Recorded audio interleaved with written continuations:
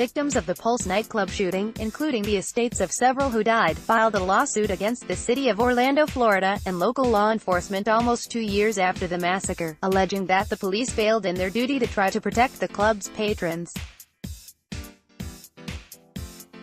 Adam Grueller, a police officer who was providing security at Pulse on the night of the tragedy, abandoned his post and demonstrated a lack of concern for the dozens of patrons in the club to a degree that shocks the conscience, the lawsuit claimed. The suit was filed Thursday in federal district court in Orlando. Grueller wasn't near the entrance when gunman Omar Mateen entered and began shooting, the plaintiff's lawyer, Solomon Radner, said during a news conference on Thursday. He should have done what he was there to do, protect the club.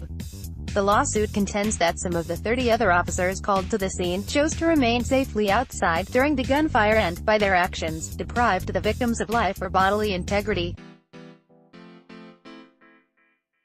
Other officers detained uninjured victims, unlawfully keeping some of them for hours and preventing them from contacting loved ones, the suit said. The reasons for this behavior, Radner argued, were twofold. The officers weren't properly trained and they were probably scared.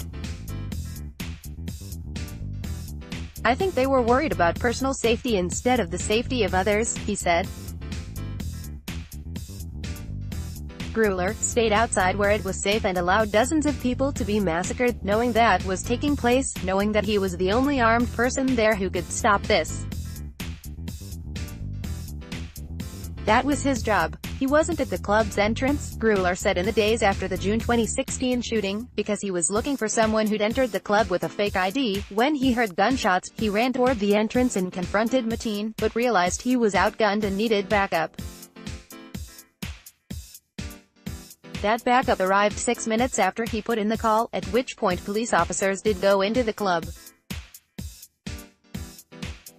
Family members voiced their anger in Thursday's news conference. It pains me to think my brother might still be alive if the defendants in the lawsuit acted differently. Berto Capo, whose sibling Luis Omar Ocasio Capo died in the shooting, told reporters. If the Pulse security guard stopped the shooter from ever coming inside Pulse, would my brother still be alive? What if the Orlando police officers who responded to the shooting were aggressive with the plan to rescue hostages and victims and killed the shooter? Would my brother still be alive? The city of Orlando said in